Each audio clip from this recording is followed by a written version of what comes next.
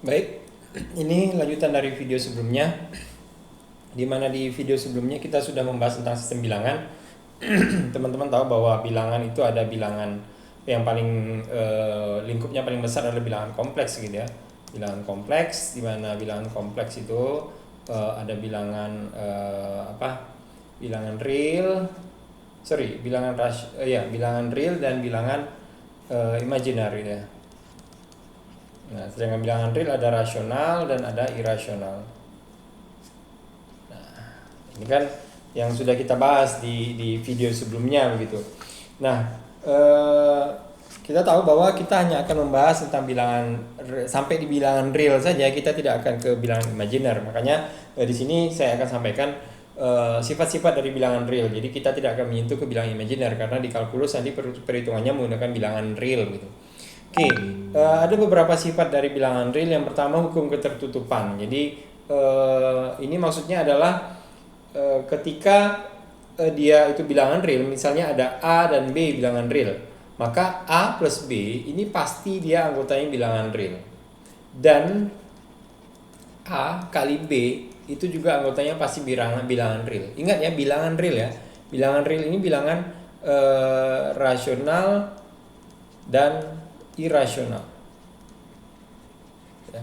Jadi mau ditambahkan atau dikalikan itu dia akan mendapatkan hasil bilangan real juga pastinya. Oke, itu sifat yang pertama, hukum ketertutupan. Sifat yang kedua ada hukum komutatif penjumlahan. Jadi komutatif penjumlahan maksudnya adalah ketika ada A dan B bilangan real, maka ketika A plus B itu hasilnya pasti akan sama dengan B plus A. Ini komutatif namanya, komutatif penjumlahan. Lalu dia kalau di penjumlahan juga ada sifat asosiatif. Maksudnya asosiatif ini ketika teman-teman menjumlahkan A plus B plus C gitu kan. Ini itu hasilnya itu pasti akan sama dengan A plus B plus C. Jadi dia asosiatif. Ini contohnya yang pertama nih. Ya kita pakai angka-angka yang sederhana aja lah, misalnya 3 tambah 4 itu kan sama dengan 4 tambah 3 gitu kan. Atau kalau teman-teman pakai minus juga nggak masalah sih sebenarnya. Nah, misalnya kalau yang ini minus 2 tambah 4 tambah minus 1 misalnya. Ini kan hasilnya 4 tambah minus 1 dia 3, 3 tambah minus 2 1 gitu kan. Itu sama aja dengan minus 2 tambah 4 minus 1 gitu kan. Jadi minus 2 tambah 4 2 kurang 1 ya 1 sama aja kan. Ini 3 kurang 2 juga sama aja. Jadi memang asosiatif. Untuk penjumlahan dia komutatif dan asosiatif. Lalu untuk kumulatif perkalian. Hukum yang keempat, komutatif perkalian. Itu maksudnya adalah A kali B itu sama dengan B kali A. Jadi ya 2 kali 4 ya sama aja dengan 4 kali 2 gitu kan. Jadi sama aja, mau misalnya minus 3 kali 4 sama aja dengan 4 kali minus 3 gitu. Sama aja, minus 12 gitu. Nah ini komutatif perkalian namanya. Oke, kemudian berikutnya ada asosiatif perkalian. Asosiatif perkalian apalagi nih ya, teman-teman kan bisa lihat di atas ada asosiatif penjumlahan, berarti ya kurang lebih aja nih.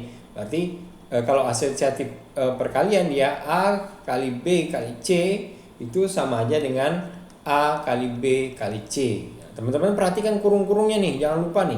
Kurung-kurungnya ini penting nih. Kenapa ya? Teman-teman tahu lah pasti di mana tanda kurung itu menandakan bahwa dia yang menjadi operasi yang pertama dilakukan begitu. Otoritasnya di sana. Nah, jadi B kali C baru dikalikan dengan A. Nah, kalau ini A kali B dulu baru dikalikan dengan C. Misalnya angkanya kita pakai yang di atas nih. A-nya minus 2, B-nya 4, C-nya minus 1. Berarti kan A-nya minus 2, B kali C, B-nya 4, C-nya minus 1. Minus 4 kali minus 2, 8 gitu kan. Jadi 4 kali minus 1, minus 4. Minus 4 kali minus 2, minus 8. Sama nggak dengan A kali B? A kali B, minus 2 kali minus 4. Minus 2 kali 4 berarti minus 8 kali C minus 1, minus 8 kali 1 ya 8 juga kan. Jadi sama nih. Jadi itu untuk asosiatif perkalian. Jadi kalau untuk penjumlahan perkalian dia berlaku hukum asosiatif dan komutatif. Jadi sorry ini salah tulis nih. Ini bukan komutatif tapi bukan kumulatif tapi komutatif. Nah, terakhir adalah hukum distribusi. Nah, hukum distribusi itu ketika teman-teman mendapatkan contohnya seperti ini, A kali B plus C. Nah, ini sama aja dengan AB ditambah AC. Nah, kalau ini sih mungkin teman-teman juga sudah sering juga melakukan hal ini ya. Jadi ini namanya distributif. Jadi perpaduan antara perkalian dan penjumlahan di sini. Jadi ada A dikalikan B plus C tapi dalam kurung, maka itu bisa dieksplor, dibesarkan seperti ini, dikembangkan jadi A kali B ditambah A kali C. Misalnya tadi A-nya minus 2, B-nya 4, jadi kan minus 2 kali 4 plus 1, ya, negatif 1 sama dengan minus 2 kali B-nya adalah 4 gitu kan, ditambah minus 2 kali minus 1 gitu kan. Nah, berarti kan di sini minus 2 kali 4 minus 1 berarti minus 4 gitu kan, sama dengan berapa nih? 4, C-nya berapa sih tadi ya? Minus 1 ya? Minus 2, ini kan 8 ya? Ini minus 8 ditambah 2. Beda ya?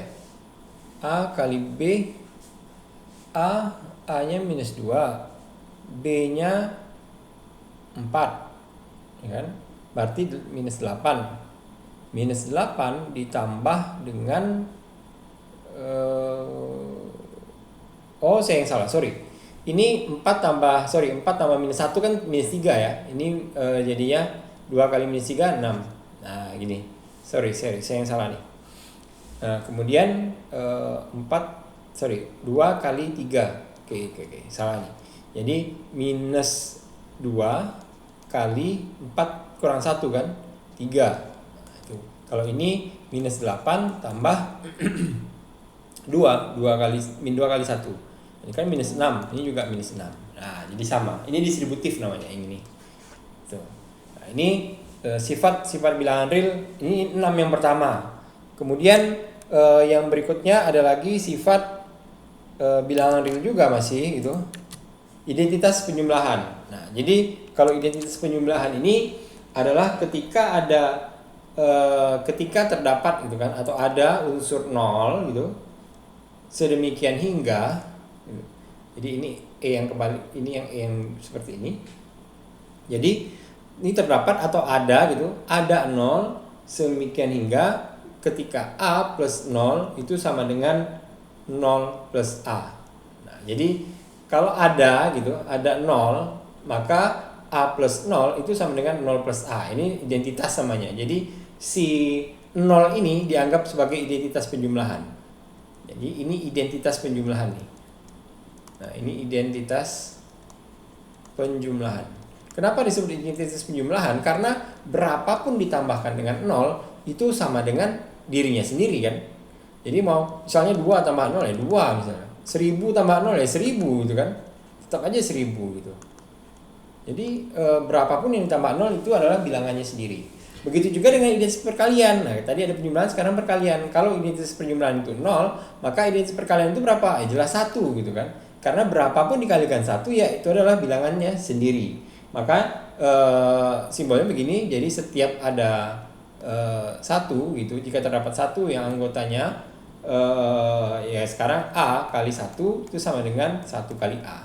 Sama aja jadinya. Sama seperti di atas ya. Hanya kalau di atas penjumlahan, kalau di bawah perkalian. Dimana kalau perkalian identitasnya adalah 1. Jadi berapapun bilangan kalau dikalikan 1 dia akan kembali ke dirinya sendiri. Gitu. Kemudian inverse dari penjumlahan. Nah jadi kalau inverse dari penjumlahan itu untuk semua anggota untuk semua A ketika dia anggota bilangan real gitu. Dan ada dari anggota bilangan ada X yang anggotanya bilangan real, maka ini simbolnya aja, nanti saya terangkan. X plus A itu sama dengan 0. Nah, maksudnya di sini adalah ketika ada inverse gitu dari A. Jadi ini A ya, ini A. Ketika ada inverse dari A, yaitu inverse penjumlahan, ini inverse penjumlahan, maka dia akan dinotasikan dengan minus A. Ini inverse penjumlahannya. Inverse penjumlahan dari inverse A untuk penjumlahan ya. Sorry, gini. Okay. Inverse A. Ini adalah inverse dari A terhadap penjumlahan. Nah, jadi kalau ada A, berapa inverse-nya terhadap penjumlahan? Berarti dia minus A. Maka ketika X ini hasil inverse-nya, ditambah dengan A, itu maka hasilnya adalah 0. Ya misalnya A itu adalah 2 tadi kan, maka inverse dari penjumlahan A itu adalah minus 2 kan. Minus 2 tambah 2 itu tetap saja dengan 0. Sama aja gitu. Begitu juga dengan perkalian. Nah kalau perkalian, inverse perkalian itu ketika di lambang itu A minus 1 gitu. Ini inverse dari perkalian. Kalau A minus 1, A pangkat minus 1, sorry. A pangkat minus 1. Ini kan sama aja dengan 1/A. Nah, jadi kalau kita buat notasinya gitu, Y misalnya kali A itu sama dengan 1 pasti. Dimana Y-nya ini adalah inverse A terhadap perkalian. Nah, itu. Jadi misalnya A-nya adalah 2, maka Y-nya atau inverse dari A terhadap perkalian adalah A pangkat minus 1 ini kan sama dengan Y. Maka 2 pangkat minus 1 sama dengan 1/2. Maka Y-nya sama dengan 1/2. Maka ketika kita bilang tadi rumusnya adalah Y kali A sama dengan 1, maka setengah kali 2 maka sama dengan 1. Ya 1 kan memang. Nah ini inverse perkalian namanya. Itu. Jadi inilah sifat-sifat dari bilangan real yang bisa kita diskusikan di sini. Nanti kalau ada pertanyaan disampaikan saja langsung. Oke, sedikit lagi tentang bilangan begitu. Jadi ada lagi yang namanya urutan. Nah, kalau urutan sih sederhana sebenarnya. Jadi ketika kita masuk ke dalam sistem bilangan real, maka dia akan memenuhi aksioma urutan yang lebih mudah mungkin kita nyatakan dengan simbol-simbol seperti yang teman-teman lihat di sini, ada lebih kecil sama dengan lebih besar. Nah, ini dia akan membantu kita untuk memahami aksioma-aksioma urutan.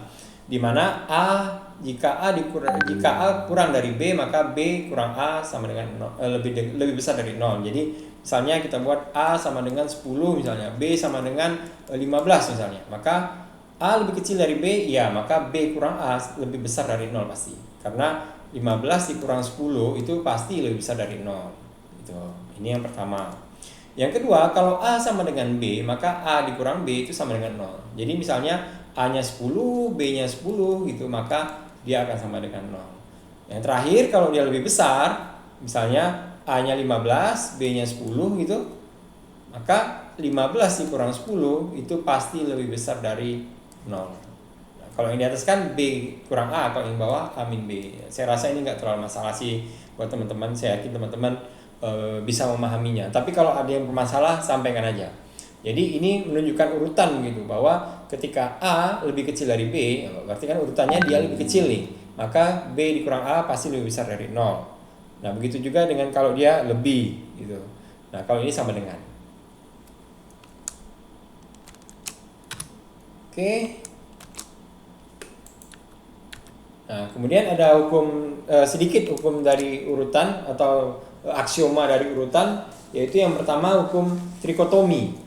Di mana hukum trikotomi itu adalah ketika ada A, B dan C, ini bilangan real semua ya, anggota dari bilangan real, maka ketika A lebih kecil dari B atau A sama dengan B atau A lebih besar dari B. Nah, ini namanya hukum trikotomi. Jadi, dia akan memenuhi ini. Salah satunya pasti akan dipenuhi. Gak mungkin yang lain. Gak mungkin ketika ada bilangan A dan bilangan B sama-sama bilangan real, itu tidak memenuhi salah satu ini. Nah, ini aksioma dari urutan. Pasti memenuhi ini salah satunya. Oke, itu yang pertama. Yang kedua, hukum transivitas. sama masih ini ya, jika A, B, C-nya bilangan real ya. Jadi jika A lebih kecil dari B gitu dan B lebih kecil dari C, maka A itu pasti lebih kecil dari C. Pasti ini. Ini maka ya. Maka A lebih kecil dari C. Ya nggak mungkin dong kita tahu A lebih kecil dari B dan B lebih kecil dari C, maka A lebih kecil dari C. Ini transivitas. Gitu. Yang kedua, jika A lebih kecil dari B dan gitu, bukan dan. Jika A lebih kecil dari B, maka A tambah C itu pasti lebih kecil dari B tambah C. Ya, pasti juga nih kayak gini nih.